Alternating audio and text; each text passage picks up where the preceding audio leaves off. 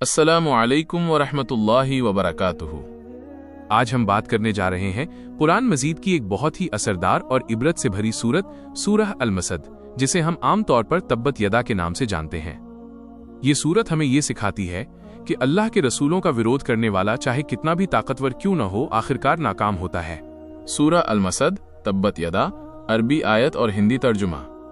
तब्बत यदा अभी लहब व ताब। अबू लहब के दोनों हाथ टूट गए और वो खुद भी तबाह हो गया। माँ अगना अनहु मालुहु व मा कसब। उसका माल और जो कुछ उसने कमाया वो उसके किसी काम न आया। सयसलान नारन जाता लहब। वो जल्द ही भड़कती हुई आग में डाला जाएगा। वम्रअतुहु हम्मालतल हतब। और उसकी बीवी भी जो लकड़ियां ढोती फिरती थीं। फी जीदिहा हब्लुम मिम मसद। उसकी गर्दन में खजूर की रस्सी होगी। ये सूरत कब और क्यों उतरी? जब हमारे प्यारे नबी हजरत मोहम्मद सल्लल्लाहु अलैहि वसल्लम ने मक्का की पहाड़ी सफा पर चढ़कर अपनी कौम को अल्लाह की तरफ बुलाया तो लोगों को इकट्ठा करके फरमाया, अगर मैं कहूं कि पहाड़ के पीछे दुश्मन की फौज है तो क्या तुम यकीन करोगे? सबने कहा, हाँ, हमने आपको हमेशा सच्चा पाया है।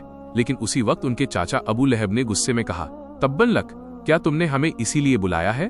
तुम्हारा नाश हो। इसी पर यह पूरी सूरत नाजिल हुई, एक ऐसा ऐलान जो आज तक कुरान में पढ़ा जाता है।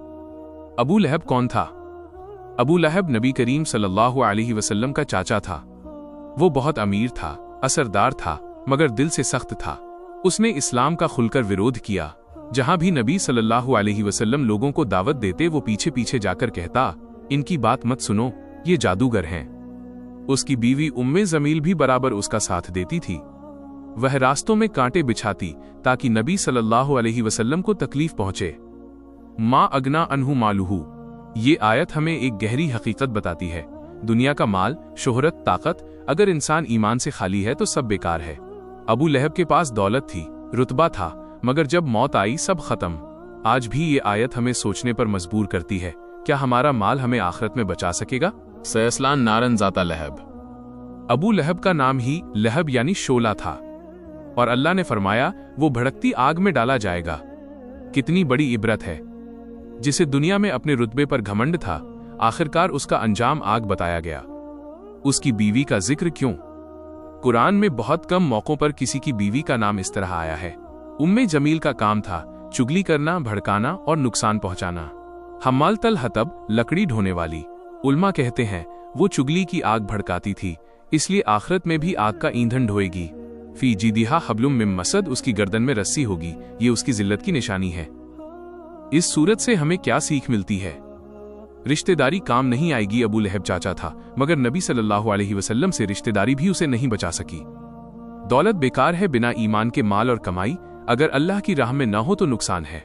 इस्लाम का विरोध करने वाला हारता है। अबू लहब पूरी ताकत से विरोध करता रहा, मगर आज उसका नाम बदनामी से लिया जाता है। सब्र और हिम्मत की ताकत। नबी सल्लल्लाहु अलैहि वसल्लम ने तकलीफें सही, मगर बदुआ नहीं की, सब्र किया। दोस्तों सोचिए, अगर आज हम अल्लाह के दीन की मदद करते हैं तो हमारा नाम इज्जत से लिया जाएगा, और अगर हम घमंड, दौलत और दुनिया में खो जाएं तो कहीं हम भी माँ अगना अनहु मालुहु की मिसाल न बन जाएं। अल्लाह हम सबको ईमान पर कायम रखे और हमें कुरान समझकर पढ़ने की तौफीक अता फरमाए। अल्लाह पाक हमें कुरान की इन आयतों से सबक लेने और अपनी जिंदगी को ईमान के मुताबिक गुजारने की तौफीक अता फरमाए। आमीन। दुआ है कि अल्लाह हम सबको अबू लहब जैसे अंजाम से बचाए और हमारे दिलों में नबी सल्लल्लाहु अलैहि वसल्लम की सच्ची मोहब्बत पैदा करे। अगर आपको यह दीनी जानकारी पसंद आई हो तो इस वीडियो को लाइक जरूर करें। इस कीमती जानकारी को अपने दोस्तों और रिश्तेदारों के साथ शेयर करें ताकि ये सदका जारिया बन सके। ऐसी ही और भी इबरतनाक और इस्लामी कहानियों के लिए हमारे चैनल को सब्सक्राइब करना न भूलें।